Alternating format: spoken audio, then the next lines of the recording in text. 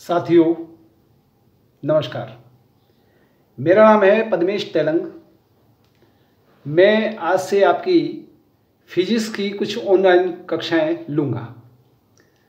हम इन कक्षाओं को कक्षा 12 और कक्षा 11 और दोनों के ही इंग्लिश और हिंदी दोनों मीडियम से प्रारंभ कर रहे हैं। यहाँ अभी मैं कक्षा 12 की फिजिक्स की हिंदी मीडियम की कक्षाओं का प्रारंभ कर रहा हूँ। सबसे पहले मैं ले रहा हूँ आपकी यूनिट 1 स्थिर वैद्युतिकी, जिसका चैप्टर 1 विद्युत क्षेत्र। मेरा आग्रह है कि आप इन वीडियोस को देखें और शब्द दर शब्द, वर्ड टू वर्ड जो समझाया जा रहा है उसको फॉलो करें। नोट्स बनाने का टेंशन फिलहाल नहीं रखें। इन ऑडियो में इस जो ऑनलाइन ये शिक्षा दी जा रही है, इसमें जो विजुअल है वो विजुअल है स्क्रीन पर कुछ नोट्स के बिंदु। वो नोट्स के बिंदु रेफरेंस के लिए दिए जा रहे हैं और उनके साथ उनका एक्सप्लेनेशन दिया जा रहा है। तो मेरा निवेदन ये है कि आप उनको रेफरेंस के तौर पे उन विजुअल्स को स्क्रीन पर जरूर देखें, लेकिन शब्दों को सुनकर उनको समझने का प्रयास करें। इन वीडियोस के पश्चात ये जो नोट्स हैं ये फिनिश्ड रूप में इनकी हार्ड कॉपी आपको दी जा सकती है, इसलिए साथ ही साथ नोट्स बनाने का टेंशन आप नहीं रखें। हम प्रारंभ करें। बहुत बहुत स्वागत, वेलकम।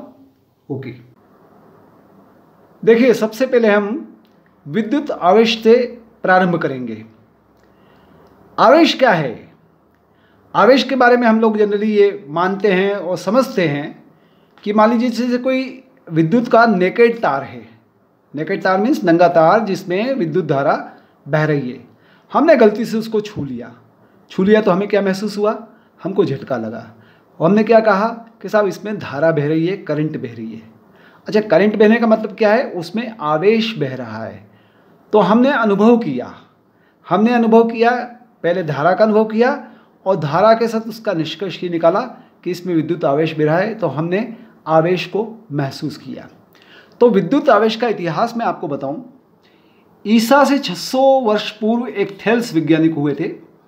उन्होंने एम्बर एक धातु है, एम्बर की एक छड़ ली, उसको ऊन से रगड़ा, घर्षण किया, तो पाया कि उस एम्बर की छड़ में एक ऐसा गुण आ गया है कि छोटी छोटी सूखी पत्तियों को वो आकर्षित करने लगा। तो उनको लगा कि घर्षण से इसमें ऐसा क्या गुण आया कि जिसके कारण यह छड़ सूखी पत्ती को आकर्षित करने लगी है। अब चूंकि एम्बर का अर्थ होता था इलेक्ट्रॉन, तो उन्होंने इस आवेश से जो एक गुण पैदा हुआ उसका नाम दिया इलेक्ट्रिसिटी। ठीक है, जिसको हम हिंदी में वैद्युतिकी कहते हैं। और ये जो चैप्टर हमारा स्थिर वैद्युतिकी का है, इसका मतलब ये है कि हम उस वैद्युतिकी की बात कर रहे हैं जो स्थिर आवेशों को डील करती है। ठीक है ना? तो इस पूरे चैप्टर में हम लोग स्थिर जो आवेश हैं उनके गुणों की चर्चा करेंगे। अच्छा, फिर ईसा के 1600 वर्ष बाद, ठीक है, गिलबर्ट नाम के एक वैज्ञानिक आए। उन्होंने एक एक्सपेरिमेंट और किया। एक रबर का कंघा लिया, बालों में उस कंघे से कंघी की और फिर उन्होंने उस कंघे को जब सूखी पत्तियों की तरफ रखा तो सूखी पत्तियां आकर्षित होने लगी। इसी तरह से एबोनाइट की छड़ को फर से या ऊन से रगड़ा तो उस छड़ से भी सूखी पत्तियां आकर्षित होने लगी। फिर इसी तरह से रेशम के कपड़े से कांच की छड़ को रगड़ा, घर्षण किया तो सूखी पत्तियां आकर्षित होने लगी। तो गिलबर्ट साहब ने ये इसका निष्कर्ष निकाला कि इसका मतलब ये है कि दो वस्तु में जब घर्षण होता है तो घर्षण से आवेश उत्पन्न होता है, आवेश से इलेक्ट्रिसिटी उत्पन्न होती है। ठीक है, तो इसका नाम दिया गया घर्षण वैद्युतिकी, फ्रिक्शनल इलेक्ट्रोसिटी। ठीक है, अब उसके बाद फ्रैंकलिन आते हैं। फ्रैंकलिन ने भी यही एक्सपेरिमेंट किए घर्षण वाले, लेकिन उन्होंने एक चीज़ और नोट की कि एबोनाइट की छड़ पर जो फर से रगड़कर आवेश उत्पन्न होता है उसकी प्रकृति और कांच की छड़ को जब रेशम से रगड़कर आवेश उत्पन्न किया जाता तो उसकी प्रकृति में फर्क है। यानी निष्कर्ष ये निकला कि आवेश दो प्रकार के होते हैं। एक आवेश का नाम दिया गया प्लस धनात्मक, दूसरे आवेश का नाम दिया गया ऋणात्मक। और फ्रैंकलिन ने यह भी महसूस किया कि ये जो दो प्रकार के आवेश हैं उसमें प्लस और माइनस यदि विपरीत आवेश है तो उनमें होता है आकर्षण, और यदि समान आवेश है जैसे प्लस प्लस है माइनस माइनस है तो उनमें होता है प्रतिकर्षण यानी विकर्षण यानी रिपल्शन। ठीक है, तो ये सारी चीज़ की शुरुआत होती है घर्षण विद्युत से। तो इसका अर्थ क्या निकला कि आवेश क्या है? आवेश पदार्थों के मूल कणों का एक नेज गुण है। नेज गुण का मतलब प्राकृतिक रूप से गुण है, नैसर्गिक गुण है, नेचुरल गुण है। आवेश पदार्थों के मूल कणों का एक नेज गुण है, यानी वो स्वतः ही आता है, अपने आप आ जाता है। और इस आवेश को कैसे महसूस किया जाता है? ये ऐसा लक्षण है जिससे जब विद्युत या चुंबकीय क्षेत्र उत्पन्न होता है तो हमें उसका अनुभव होता है। जैसे मैंने आपको बताया कि आपने नंगे तार को छू लिया, उसमें धारा बह रही थी, आपको झटका लगा, आपको अनुभव हुआ, तो इससे आपको लगा कि उसके अंदर आवेश बह रहा है। तो आवेश की सिंपल सी समझ ये है कि आवेश पदार्थों के मूल कणों का नेज गुण है, नैसर्गिक गुण है, स्वतः आया हुआ गुण है, और ऐसा गुण है जिससे कि विद्युत व चुंबकीय क्षेत्र उत्पन्न होने का अनुभव होता है। ठीक है, अब इसके बाद हम देखते हैं कि यह आवेश क्यों आता है। तो देखिए, आपको ये मालूम है कि हर पदार्थ परमाणुओं से मिलकर बना है, और परमाणु में क्या होता है? परमाणु में केंद्र में प्रोटॉन होता है जिस पे धनावेश होता है। उस केंद्र के चारों तरफ विभिन्न ऑर्बिट्स होते हैं, है ना, कक्ष होते हैं, उसमें इलेक्ट्रॉन घूमता है। इलेक्ट्रॉन में माइनस चार्ज होता है। तो होता क्या है कि जितना प्रोटॉन चार्ज नाभिक में है उतना ही ऑर्बिट में इलेक्ट्रॉन चार्ज है। दोनों का परिमाण मात्रा बराबर है, सिर्फ चिन्ह अलग अलग हैं। तो परिणाम स्वरूप क्या होता है कि परमाणु न्यूट्रल हो जाता है, परमाणु में कोई आवेश नहीं होता है। लेकिन अब जब हमने घर्षण किया, कैसे घर्षण किया?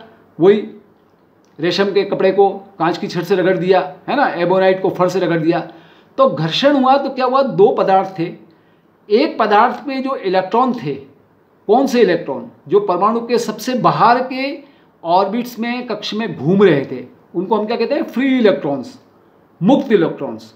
वो मुक्त इलेक्ट्रॉन सबसे बाहरी वाले ऑर्बिट वाले थे। वो एक पदार्थ के मुक्त इलेक्ट्रॉन दूसरा पदार्थ जिससे रगड़ रहे हैं उसमें चले गए। तो चले जाने से क्या हुआ? पहला पदार्थ में इलेक्ट्रॉन की मात्रा पड़ गई कम, दूसरे पदार्थ में इलेक्ट्रॉन की मात्रा हो गई ज़्यादा।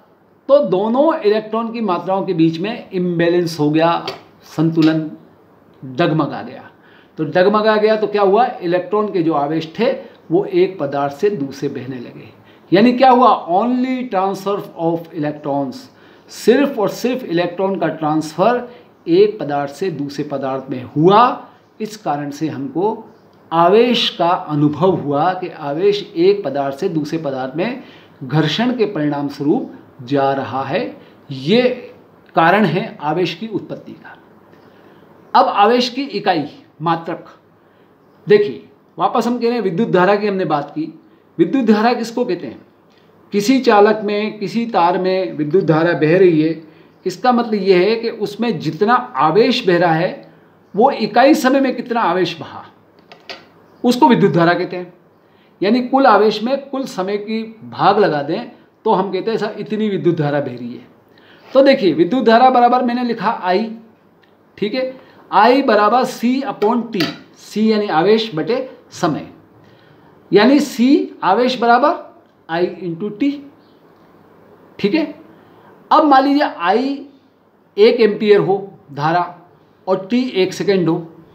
इसका मतलब ये C/IT में देखिए, किसी चालक में यदि 1 एम्पियर धारा 1 सेकेंड में बहे तो 1 एम्पियर IT की कीमत 1/1 हो गई, तो C बराबर कितना होगा? 1 हो गया।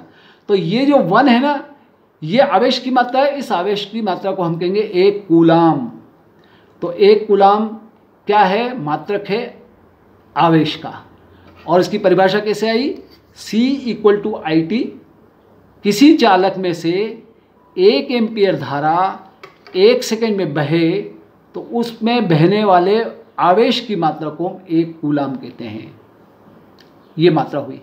अब कूलाम तो एक बड़ी राशि है, कूलाम को छोटे भागों में बांटना है तो 1 माइक्रो कूलाम μC बराबर 10⁻⁶ कूलाम हो जाता है। और अगर एक नैनो कूलाम की बात करें तो NC 10⁻⁻9 C, ये नैनो कूलाम, ये छोटी मात्राएं हैं। ठीक है, तो आवेश का कारण समझ लिया हमने, आवेश की इकाई समझ ली। अब आइए देखते हैं कि आवेश के क्या क्या गुण होते हैं। ठीक है ना, तो आवेश का पहला गुण तो हमने आपको बताया, आरक्षण और प्रतिकर्षण। ठीक है, समान आवेश प्रतिकर्षण करते हैं, असमान आवेश आकर्षण करते हैं। प्लस प्लस प्रतिकर्षण करेंगे, प्लस माइनस आकर्षण करेंगे। सेकंड गुण होता है इनका योजिता। योजिता मतलब एडिशन। एडिशन का मतलब क्या होता है, योग का मतलब जोड़ना, योजिता का मतलब जोड़ना। तो जोड़ने से मतलब ये है कि अगर मान लीजिए किसी निकाय में हमारे पास कई प्रकार के आवेश हैं, प्लस भी हो सकते हैं, माइनस भी हो सकते हैं, तो उस निकाय का, उस सिस्टम का जो परिणामी आवेश होगा वो उन समस्त आवेशों का बीजगणितीय योग होगा। बीजगणितीय योग का मतलब क्या हुआ, प्लस है तो प्लस प्लस जोड़ दीजिए, माइनस है तो माइनस माइनस जोड़ दीजिए, तो बीजगणितीय योग होगा। तो आवेश हमेशा योजिता का गुण रखते हैं। तीसरा गुण आवेश का क्या होता है, निश्चरता। निश्चरता का मतलब इनवेरिएबल, वेरी का मतलब बदलना, तो निश्चरता का मतलब जो नहीं बदलता हो। तो निश्चरता का गुण क्या होता है कि मान लीजिए कोई आवेश है, उस पर कोई गति का असर नहीं होता है। गति में अब आवेश वही होगा जो स्थिर अवस्था में आवेश होगा। ऐसा नहीं कि आवेश चलने लगा तो उसका आवेश में की मात्रा या परिमाण कम हो गया, तो ये कहलाता है निश्चरता, कि गति का असर नहीं होता है, गति में भी आवेश वही होगा जो स्थिरता में आवेश होगा। एक चीज़ आती है संरक्षण का नियम। देखिए संरक्षण का नियम क्या होता है, संरक्षण का नियम ये है कि कोई भी निकाय है, विलगित निकाय, देखो विलगित का शब्द मतलब होता है आइसोलेटेड, यानी ऐसा निकाय जिसमें बाहर से कोई डिस्टर्बेंस नहीं हो, बाहर से नया कोई आवेश नहीं आ रहा है और उस निकाय में से कोई आवेश बाहर नहीं जा रहा, तो उसको कहते हैं विलगित आइसोलेटेड निकाय सिस्टम, है ना। तो एक विलगित निकाय में कुल जो विद्युत आवेश होता है, कुल विद्युत आवेश मतलब प्लस प्लस जोड़ दो, माइनस माइनस जोड़ दो, उनका जो बीजीय योग निकलेगा, ज़्यादा होगा प्लस तो प्लस हो जाएगा परिणामी आवेश, माइनस ज़्यादा होगा तो माइनस हो जाएगा। ये कुल जो बीजीय योग है ये कांस्टेंट रहता है, स्थिर रहता है। कुल विद्युत आवेश किसी भी विलगित निकाय में स्थिर रहता है, उसको हम कहते हैं संरक्षण का नियम। जैसे यूरेनियम 238 और 92, 92 मतलब प्रोटॉन की संख्या या इलेक्ट्रॉन की संख्या यूरेनियम के एक परमाणु में, ये जब विखंडन होता है, परमाणु विखंडन, तो थोरियम 234 बनता है जिसके एक परमाणु में 90 प्लस चार्ज है या माइनस का चार्ज है इलेक्ट्रॉन का, प्लस हीलियम 4 जिसमें 2 इलेक्ट्रॉन है या प्रोटॉन है। तो आप देखो दोनों साइड पे 92 कुल चार्ज था, ये टूटा तो क्या हुआ 90 प्लस 2, 92 का 92 ही चार्ज आगे पीछे रहा। तो कुल सिस्टम का, कुल विलगित निकाय का कुल विद्युत आवेश हमेशा स्थिर रहता है। स्वरूप बदल गया, पहले 92 था, 92 टूट के 90 प्लस 2 हो गया।